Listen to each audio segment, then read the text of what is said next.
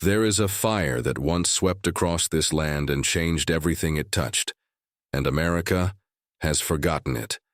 There was a time when this nation trembled before the gospel, when whole towns were shaken, when men wept in the fields and fell to their knees in the streets, when the fire of God ran through the colonies like flame through dry grass, and a continent was set ablaze. It was real. It happened. And it has been forgotten. We have kept the buildings and lost the fire. We have kept the religion and lost the God who once made it burn. And here is the thing that should stop you tonight. That fire did not die because God withdrew it. It died because a generation stopped paying the price that the fire requires, and the next generation never knew there was a price at all. Be honest with yourself for one moment. We are a generation that cannot sit still in a silent room for 10 minutes without reaching for the phone, that has filled every gap of silence with noise. And then we wonder why our faith is cold, why our prayers feel powerless, why the fire that shook our grandfather's world feels like a story from another planet. Tonight, I want to show you the fire America forgot, what it was, why it fell, why it faded, and how it could fall again, on you, before this night is over.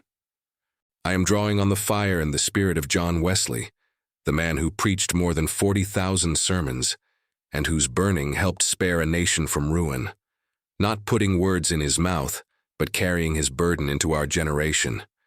Because the fire America forgot is not gone forever, it is still falling somewhere tonight on some hidden knee, in some forgotten room, and it could fall on you. But before this message goes deeper, I want to know where the remnant is. Wherever you are watching from right now, a farmhouse in Tennessee, a flat in London, a kitchen in Lagos, a parked car in Sydney. Type the name of your city and your country in the comments below. Do it now before you forget, because I believe God is gathering a remnant tonight from every corner of the earth, men and women who are sick of cold religion and hungry for the fire their fathers forgot. And while you are there, leave a like on this video. It tells the algorithm that this generation is still hungry for the fire of God. Type your city, pause for 10 seconds, and ask the Lord one thing. God, send the fire again, and let it fall on me. And now a direct and honest word from us, the ones who make these messages, because here, it becomes practical. The fire America forgot fell on men and women of the secret place, and the secret place is exactly what this generation has lost. But almost no one rebuilds it, and the reason is not only unwillingness, it is that most have never been given a way in. We feel the longing tonight, resolved to seek God, and within 3 days the noise and the distraction and the sheer difficulty have swallowed the resolve, and the altar stands unbuilt again. If your prayer life is inconsistent, if you are paralyzed by distraction, if you sit down to pray and have no idea how to begin or how to stay, that is not a sign that God is far from you. It is a sign that you have never been given a way in. So we built one. It is called the War Room Manual. 30 days, 30 battle-tested entries that take you by the hand into the secret place and keep you there, silencing the noise, focusing the mind, and teaching you to stay on your knees until the fire falls. It will never replace your Bible. The Word is the foundation, the final authority, always. The manual is simply the structure that gets you into the room and keeps you there until the fire comes. If you are tired of cold religion and ready for the fire your fathers knew, you will find it in the description and pinned to the top of the comments. Now silence your phone, close every other tab, prepare your heart, and let us sit under a message on the fire America forgot. Let us think tonight about the fire America forgot, and about why it fell, and why it faded, and whether it can fall again. For I am persuaded that the great tragedy of this nation, and of the whole modern church, is not that it never knew the fire, but that it knew it once and let it go, that it traded the fire for comfort, the furnace for the cushion, the burning for the entertainment, and has forgotten that it was ever any other way. Let me tell you first what that fire was, that you may grieve its loss as you ought. There was a season in this land when God came down. The accounts are not legends, they are sober history, written by men who had no reason to exaggerate and every reason to fear what they saw. There was preaching that did not entertain but pierced, that did not soothe but undid, that left strong men weeping over their sins and crying out for mercy in the open fields. There were gatherings where the presence of God fell so heavily that the careless were struck silent, and the proud were broken, and whole communities were turned to God in a single season. There was a fire that ran from town to town, from colony to colony, that emptied the taverns and filled the meeting houses, that changed not only souls but streets, not only hearts, but a whole people. That was the fire. And it was not worked up by clever men with clever methods. It fell from heaven on men and women who had prepared the altar and paid the price. Now hear me, for this is the heart of it. That fire did not fall on everyone, and it did not fall by accident, and it is vital that you understand why it came and why it left. It came because there were men and women who sought it as men seek for treasure, who gave God the unhurried hours before the dawn, who wept and travailed, and would not be content with a cold and formal religion. And it left, it faded, it died down to embers, it was forgotten, because the generation that inherited the fruit of the fire did not pay the price of the fire. They kept the form and forsook the furnace. They built on the revival without seeking the God of the revival. They enjoyed the harvest their fathers had watered with tears, and they did not themselves weep, and so the fire that their fathers had known died in their comfortable hands. This is how the fire is always lost. It is never withdrawn from heaven. It is always abandoned on earth by a generation that wants the warmth without the burning, the blessing without the price. And so I must press upon you the question this whole message exists to ask. What would the fire of God find on the altar of your life tonight if it fell? Would it find a soul that has sought God in the secret place, that has paid the price, that has prepared the altar and waits for the flame? Or would it find a cold and cluttered heart, a dry altar of religious habit, a life so full of noise that there is no room for the fire to fall? For the fire of God falls on prepared altars. It always has. Go back to the 18th chapter of the first book of Kings and watch Elijah on Mount Carmel. He built the altar. He laid the wood in order. He cut the sacrifice and laid it on the wood. And then he drenched it with water again and again until no earthly flame could do the work. And then he prayed, and the fire of the Lord fell and consumed the sacrifice and the wood and the stones and the dust and licked up the very water in the trench. The fire fell on a prepared altar and a surrendered sacrifice. And the reason the fire America forgot is not falling on most of us is not that the fire has failed, but that there is nothing on our altars worth burning. We come to God with our hands in our pockets and one eye on the clock, and we wonder why the heavens are silent, and go from Carmel to the temple where Isaiah stood, for there you see what the fire does when it truly falls on a man. Isaiah saw the Lord high and lifted up, and the seraphim crying, "Holy, holy, holy," and the house was filled with smoke. And the prophet did not say, "What a glorious experience." He cried, "Woe is me, for I am undone." That is what the holy fire does to a man. It does not flatter him, it undoes him.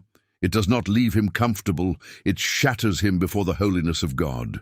And then a seraph flew to him with a live coal from off the altar and touched his lips, and his iniquity was purged, and only then was he sent.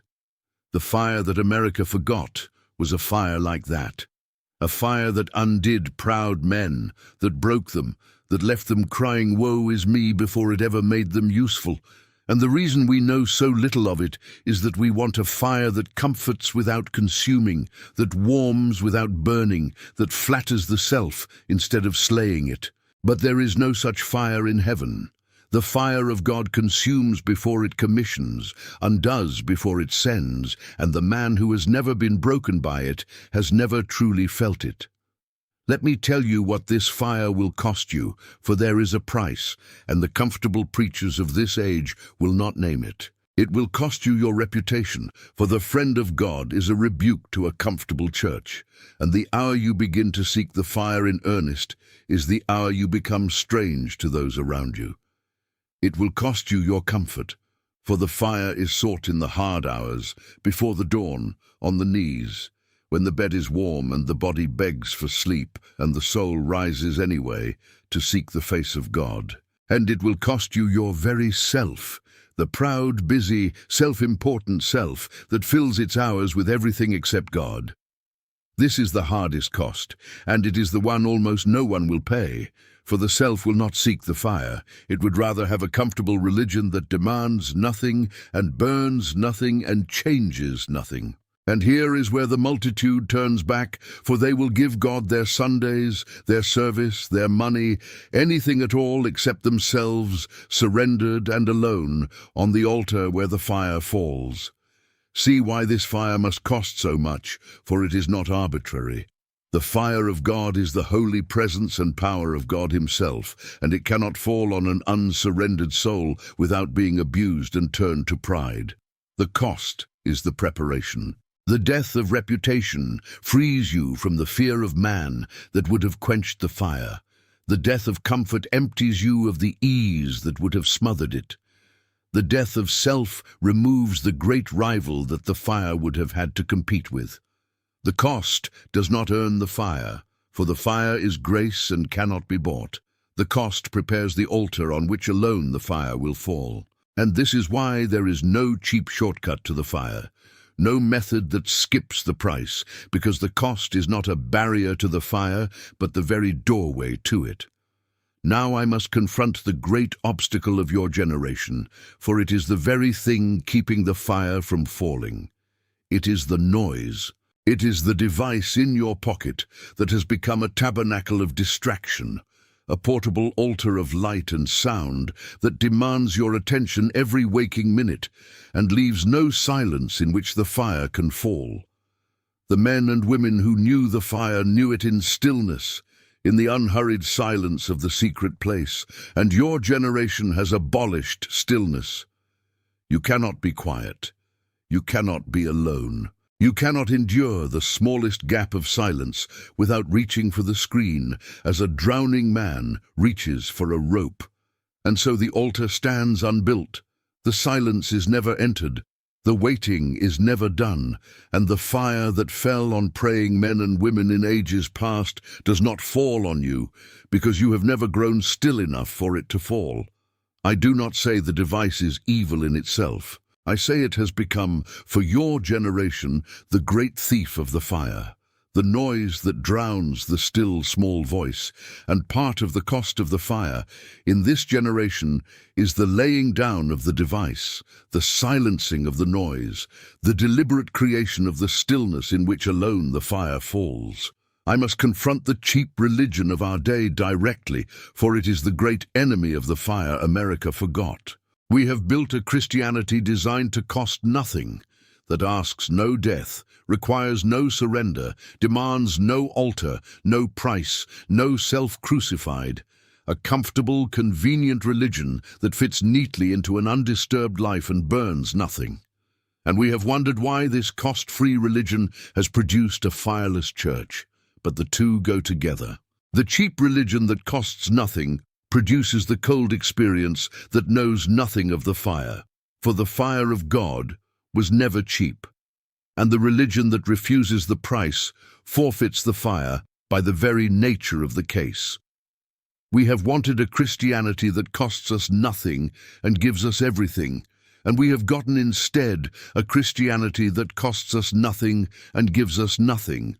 A religion of words without fire, of profession without power, of buildings without God. If we would see the fire fall again, we must forsake the cheap religion that has kept us cold and embrace the costly seeking that alone brings the flame.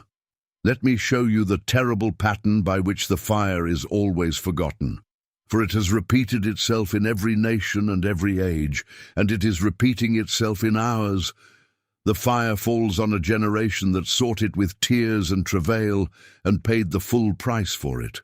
That generation is set ablaze, and out of their burning comes a harvest, souls saved, churches filled, a society changed, a heritage built. Then comes the second generation, who did not seek the fire but inherited its fruit. They were raised in the warmth of it. They love the heritage. They keep the forms and the buildings and the songs. But they did not pay the price, and a fire no one tends begins to die. And then comes the third generation, who never saw the fire at all, only the cold forms their grandparents left behind. And to them the religion is a museum, a habit, a heritage without heat, and they cannot understand why anyone ever wept over it. And so the fire is forgotten, not in a single catastrophe, but in a slow forgetting, a generational drift from fire to form to ash. This is the story of this nation's faith. We are living among the cold forms of a fire our fathers' fathers knew, wondering why it all feels so lifeless, not knowing that a flame once burned here that would terrify us if we saw it. But here is the hope hidden in the pattern. The forgetting can be reversed. Any soul in any generation, however cold, can go back to the secret place, pay the price the first generation paid, and see the fire fall again. The drift from fire to ash is not irreversible. It only requires a man or woman willing to do what the first generation did, to seek God until the fire falls. Consider then two souls, that you may see what hangs on this. There is the one who keeps the cold form, who has the heritage, the church membership, the right beliefs, the songs about fire, and has never once felt the flame. Who lives and dies inside a religion that was once ablaze and is now only habit, and never knows what the fire was, and never seeks it. And there is the one who, dissatisfied with the cold form, went back to the secret place and paid the price, and saw the fire fall, whose life was set ablaze, who became in their own generation what the first generation was in theirs, a carrier of the fire others had forgotten. The difference between them is not that one was offered the fire and the other denied it. The fire is offered to both. The difference is that one was content with the cold form and the other was not. Which will you be? The keeper of a fire you have never felt, content with the ashes of your father's blaze, or the one who pays the price and carries the fire America forgot into a generation that has never seen it? I want to take you to the upper room, for there you see the price paid before the fire fell. 120 men and women waited 10 days, 10 days of prayer, 10 days of putting to death every petty grievance, every old wound, every quiet ambition, every secret rivalry. And then, and only then, the fire fell. There came a sound from heaven as of a rushing mighty wind, and there appeared cloven tongues like as of fire, and it sat upon each of them, and they were filled with the Holy Ghost, and they went out and turned the world upside down. Mark the order, for it is everything, the price first, the fire second, the 10 days of dying first, the rushing wind second.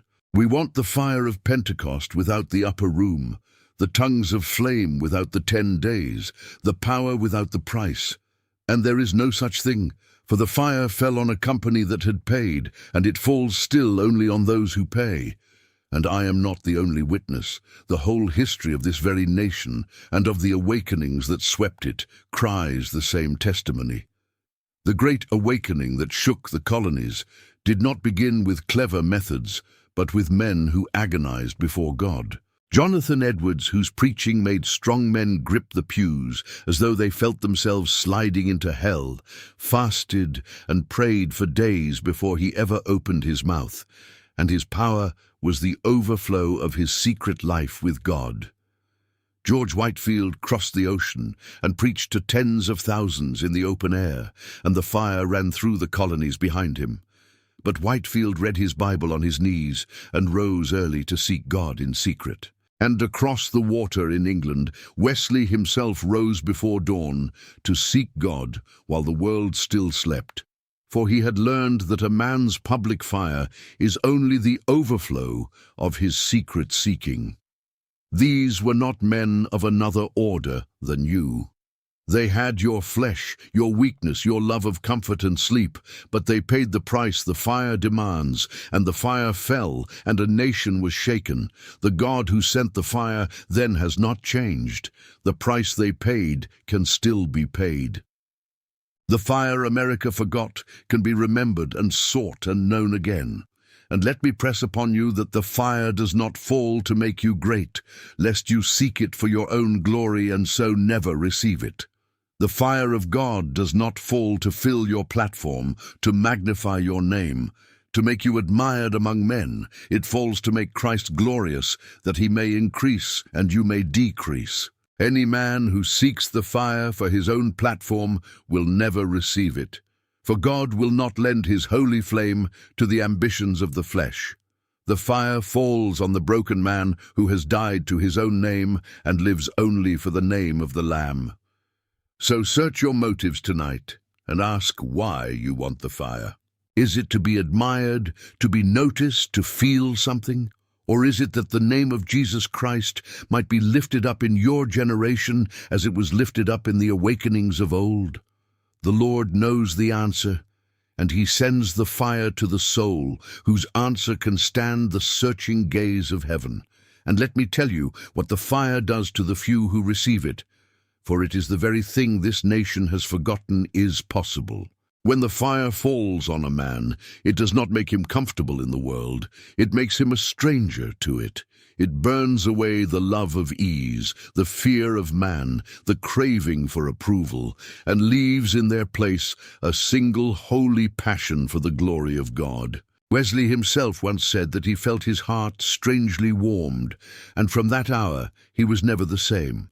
And that warmth was not a fleeting feeling, but the kindling of a fire that drove him across a nation on horseback for 50 years, preaching the gospel until a whole people felt the heat of it. He understood that God does not need crowds of the lukewarm.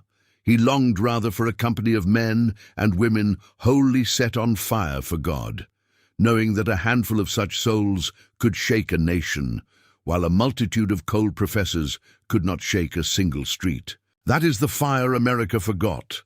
Not a feeling worked up in a meeting, but a holy blaze in the secret place of the heart that sends a man out marked, burning, unable to be content again with the cold religion of the comfortable crowd.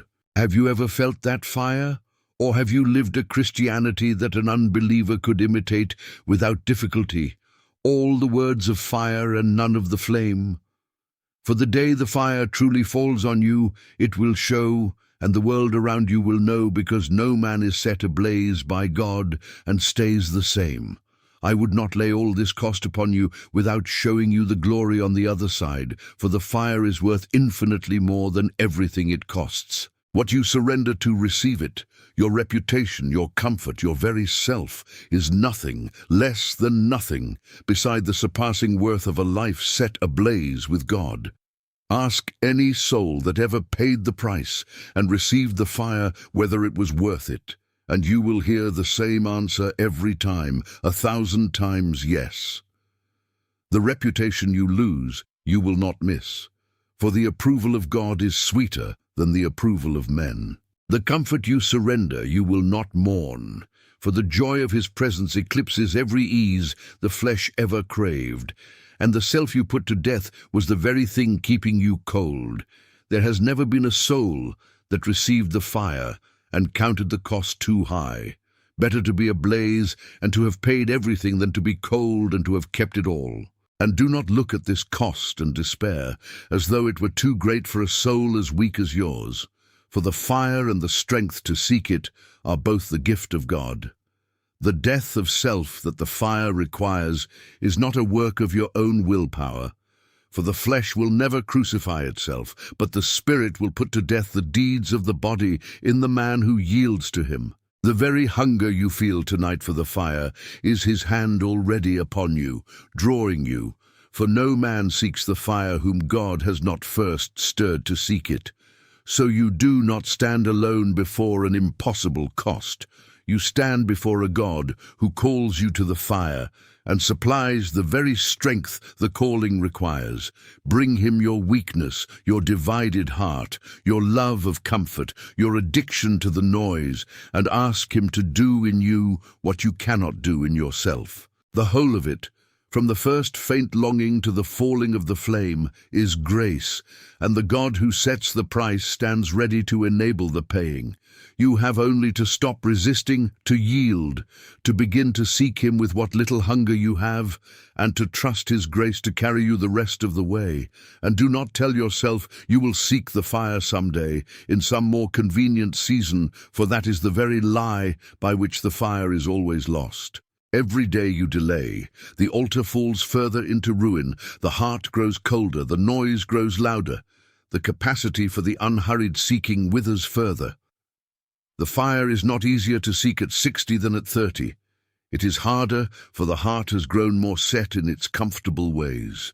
The forgetting deepens with every day of delay, and the soul that always means to seek the fire later arrives at the end of life, never having sought it at all. The time to seek the fire, America forgot, is now, tonight, while the longing is awake and the truth is pressing on you, while you can still feel the ache for a flame you have never known. Do not put off until a tomorrow that may never come the one pursuit that could set your whole life ablaze. So I bring you to the question, and your destiny may hang upon your answer. Will you seek the fire America forgot? Will you build the altar, pay the price, pour out the reputation and comfort and self, silence the noise, and seek his face in the secret place until the fire falls? Because the fire is available to you this very night, on the same terms it has always been available. Not to the comfortable, not to the casual, not to the noise-drunk and the half-hearted, but to the soul that will prepare the altar and pay the price. The same God who sent the fire on Carmel, who filled the upper room, who shook this very nation in the awakenings of old, waits to send the fire on you. The fire is not gone, it is forgotten, and what is forgotten can be remembered. Let me be practical before I close, for I would not send you away longing for the fire without telling you how to begin to seek it.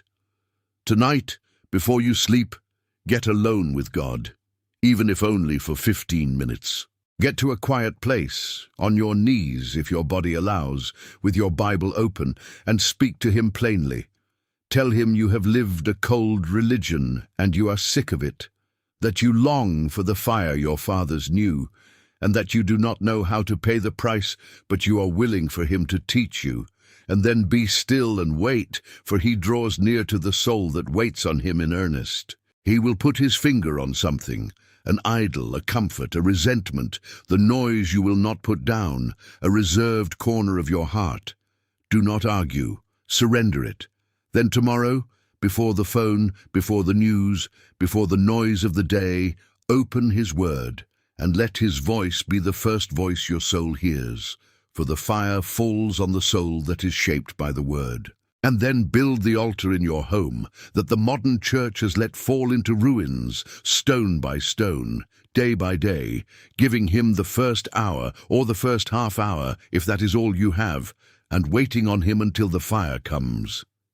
Begin small if you must, but begin tonight, for the fire falls on the soul that begins to seek it in earnest, and the one who seeks it so will not seek it in vain. Do not let this be one more message that stirs you and changes nothing, for that is the very way the fire is forgotten. To be moved by a message about the fire, to feel the longing rise, and then to return unchanged to the cold and comfortable life, is to let the fire slip away one more time and to forget it again, as your father's children forgot it. Felix trembled before Paul and said, "Go thy way for this time. When I have a convenient season, I will call for thee." And the convenient season never came, and Felix passed into eternity with the fire that had begun to fall on his soul utterly extinguished by his delay. Do not be Felix. Do not let this hour pass. So go. Go and seek the fire America forgot. Build the altar that the noise and the comfort have let fall into ruins. Pour out your reputation, your comfort, your very self upon it, and hold nothing back. Silence the phone, enter the stillness, and seek his face in the secret place until the fire falls. And do not seek it once and turn back, but build the seeking into the daily rhythm of your life, rising to meet him before the dawn, kindling the fire morning by morning until it burns and does not go out. The fire that once shook this nation is not gone.